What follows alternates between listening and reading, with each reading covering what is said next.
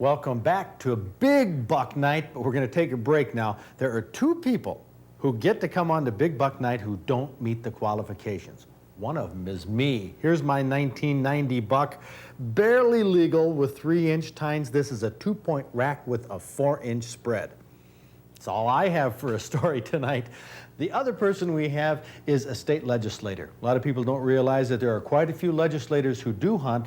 We have our own Speaker of the House, who's a lifetime hunter, and proud of it, and we're proud of Lou Dodak. Here's his moment of glory. Well, there's all kinds of stories that go with this buck, but second day of bow season, 10-point. Not a real big rack, but it's kind of nicely shaped, and isn't the biggest one that I've ever seen in the woods, but it's the biggest one I've ever gotten. Opening day, I seen a spike, 2 spikes, and a 4-point. Didn't get a shot at any of them.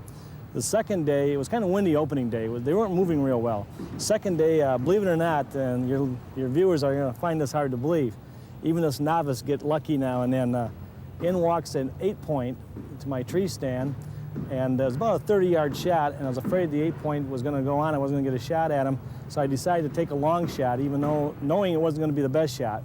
And I shot, and it actually went over the deer. But I think you heard my bow and kind of rebounded to take off, and I shot right over his back, and I had a tracking string on it, a tracker, and he spun out and went up on a little hill and stood there. Didn't know where I was at and kind of confused and stood there for a while, and about 10 minutes later start walking back in, and I thought it had to be my lucky day. I'm going to get a shot at an 8-point again. Actually, the 8-point had a bigger spread. And as he came into me, I got ready to pull up on the 8-point, and out of the corner of my eye, I caught this guy coming in. And at first, I wasn't going to pay a lot of attention to him, except you don't see 2 racks, even though they weren't, 8-point was bigger, they aren't huge, but as I looked back again, I started seeing more tines, and it counted out to be a 10. You counted it first? Oh yeah, I sure did. Of course, I didn't know what to do at that point in time, but got lucky, and they were kind of looking at each other, trying to size each other up, and I just turned a little bit in the tree stand, and I got lucky and got the 10-point. Well, it's great to know that some of our legislators, especially the Speaker of the House, is a hunter. Of course, that was a little bit of legislative privilege putting that smaller buck on, right, Gary? Garyatrice, his 3rd time on Big Buck Night, right? Yes, sir. A little applause for that. Wouldn't you think that this is something else? Holy cow. You have a 13-point buck with a plenty ample spread. Look, and you got this in Oakland County? In Oakland County, yes, sir. Are there same many? Place where the other 2 were. For the other 2. Same tree stand, same tree. And you've been able to maintain that for yourself without being... I'm the only one that's allowed to hunt the property, and I guess now's a real fitting time to thank the landowner to giving me the permission to do this type of thing. But don't mention his name. He'll be badgered, bribed, everything else in order to hunt on there. Well, that is a terrific buck, kicking off our 13-point buck category. I see your patch here says you got a 16-pointer. That was your biggest? Yes. I tell you, you're not doing too shabby since then. All with a bow and arrow. Gary, you're something else. Something else. The Brown clan, Bill Brown, Billy, and Bronson are from Monroe County, way down south, but Pop here goes up to Marquette County to hunt deer. At last, a buck from the Upper Peninsula. Boy, you can sure tell, Bill, it has a dark rack from probably rubbing in the cedar swamps. Yes, I think so. Well, you got a 13-point with a 23-inch spread. That's magnificent. Boy, glad to see one from the UP. You got big deer, though, down in southern Michigan. Why do you go up there? Well, I don't know. It's just the people I hunt with. They've been hunting there for 30 years. Now, how many times have they taken racks like this? They never have. So you're the first one? First one, yes. Well, that's terrific. Well, a 13-point with a 23-inch spread, that puts you right up there. Thanks for bringing that down, Bill. Congratulations. Seems like every Big Buck Night we come across somebody like Jim Selby from Allegan who has a spectacular opening day. You bet. This is down in Allegan County, Jim? Yep. Which one was your first one? This one. That 8-point? Yep. I was happy with him until he come through later on that night. Later on in the evening, yep. You got this one. Now this, of course, is a 13-point, and you got a couple points right down here, right around the burr. 3 points, and it's a little bit of a lopsided rack. Now, you can measure the outside spread on this one going all the way to this tine out there, which gives you 26 1/8. What a day you had. The best. The best, I guess. You've hunted for how many years? Probably 4. And what's your biggest buck? Right here. Oh, this is the biggest, but I mean, what? I got a spike. A spike. A spike. Dear to my heart. Dear to my heart. Well, you've done it right. Thanks an awful lot, Jim. Oh, what luck. Now for a deer hunting team. Moon Mullen and Bill Myers from down in Addison. These two guys on Thanksgiving weekend it was. You got this buck, right? Right. And this is a 15 point? Mm-hmm. Wow, what a wreck. And it's almost, well, no, it really isn't all that symmetrical. It has some things that would be deducted in other scoring systems. But that's a great buck. This is, of course, down south. Right, Borsenick County. You rattled in a buck earlier this year. Rattled in a buck. Billy rattled it in, and he missed it, and it came down by me, and I shot it, and we got it. You got it, but that was a smaller one. That was small. Quite a bit. Okay, but these guys hunt together, and it took a group effort to get this buck. And this is down another southern Michigan deer. Congratulations, Bill. And Moon, what a team. Thank you. I don't know whether I'm really thrilled about this rack or it makes me sick. I really don't know. Bob Garner and I were both hunting way up in the Upper Peninsula, Iron County. Dennis Geisenhaver lives next door to Bob Garner and hunted right behind his house. So while we were up there, you were down here getting a good 14-point buck. That's correct. I don't know what to say about that except congratulations, Dennis. This is Thank a you. super rack, and you know, for it looks like it might be kind of deformed, but actually the deformities match. You know, the way these they do. It's an amazing buck, and you, of course, wanted to get an extra point here on this Yep, one. I cheated a little bit on my application, I think. People do this. They say, but if it wasn't broken off, it would have been an inch. We haven't changed the rules to include that yet. Okay. What they would have been, but this is a 14-point. What is the spread on this? They measured it just a hair under 23 inches, the taxidermist did. Wow. Well, this came, by the way, from Bath Township, where we have our office, 4 miles away from where we are standing right Yep, now. that's correct. Dennis. Thank for the Lord for him. Congratulations. Staying home.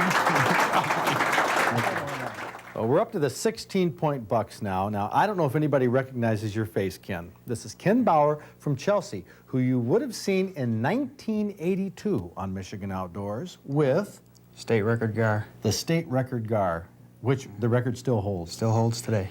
Ken is back again here on Big Buck Night with a rack that has the narrowest spread, a little over 15 inches, but it's a 16-point buck. And boy, look, you know, if this rack was straightened out, Yeah. that would be a wide Yeah. one. But look how that crosses there. I've never seen a buck that has such an overlap. That's almost maybe a 2-inch overlap. Yeah, just about. So what's the story behind this buck? Well, I was sitting there and I heard him in the swamp behind me for over an hour. And I stood up to turn around and look back there, and I heard the corn hit behind me and thought he snuck out. And there was a 6-point there. And I shot at it twice and missed it both times. Missed.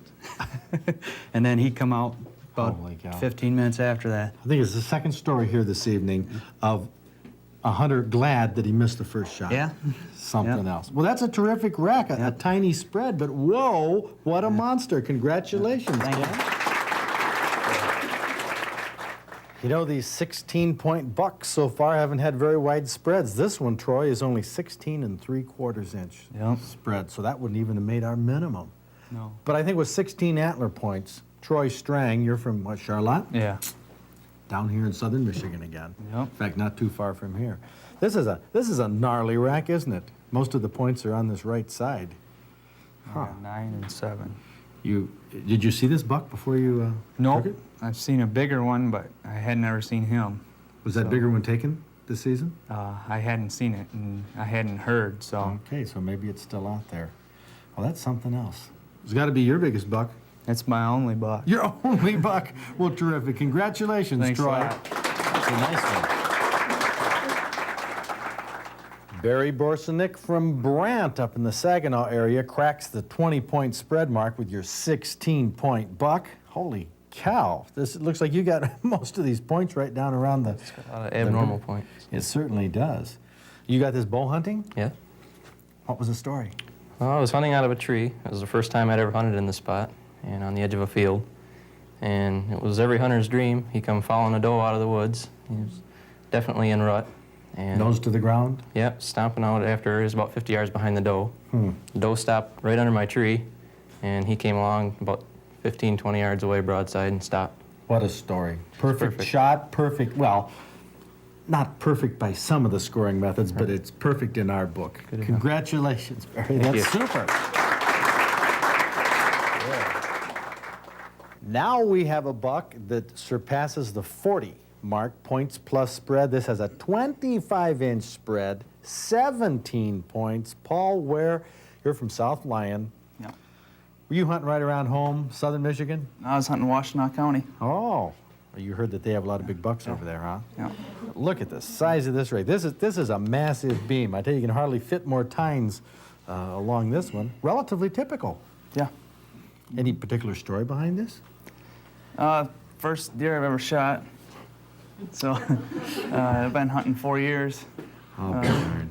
First buck any of us have seen. That was Saturday morning, the third day of the season. First buck we've seen. He just snuck up on me. Snuck up on you, didn't wake you up or anything, did he? No, no. Okay, I was well, awake. I was awake. Well, you must have been beside yourself. To say the Enjoyed it. least, yeah. Oh, I guess. 17-point, a heavy rack. You're going to have to get this one weighed, too. This one is going to be a bruiser. Congratulations, Paul Ware. First buck. First deer. Yeah. All of the trophy racks you've seen are headed to the taxidermist to preserve these deer for a lifetime. In the past 10 years, taxidermy has taken a giant leap to an art form. Dan Williams of Cedar, Michigan, took the best of category, white-tailed doe, in the International Guild of Taxidermists competition in 1990. His buck, licking its nose, was a previous winner in competition. Jim Dreves from Traverse City took top honors with his open-mouth buck, complete with acrylic dental work. This deer head won the best whitetail trophy and best of show for a game head in international competition. It scored 97 out of a possible 100 points. Detail is what wins competition. Detail that takes hours and hours, that might not be noticed by the general public, but the judges look for it. This has got all the veins in the back of the ears. They've got to feel them because they don't show.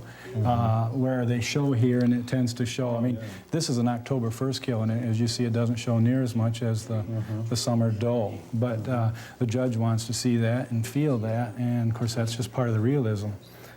Generally, there's a little vein showing here, where you generally don't get any showing here unless he's really active. If he's aggressive, he's been running, then just like an athlete, you tend to get pumped up a little bit and the veins will show a little more. But on a general rule, this is a relaxed deer. He's not going to show it. We've got a flaming deer here. He's a little excited. He's probably in the presence of a doe. He's doing the lip curl. You know, so he's a little more aggressive. He'll show a little. He's tensing up a little more than say the relaxed buck. So you try to create that. How do you study deer? All the time. You have deer in pens, or? I have a friend that's got deer in pens, yeah, and then I've studied with other guys that study them just, extensively, and they've got all kinds of deer in pens, and I'm down to the zoo all the time, that buck knows me by heart, Jim Dreves of Bay West Taxidermy in Traverse City knows deer, studies deer, and can replicate a deer head mount that's so realistic you can almost see it move. I hope more hunters become willing to pay the extra costs of an award-winning quality mount. It's wildlife art at its finest. Our fighting bucks and biggest bucks are coming up right after this.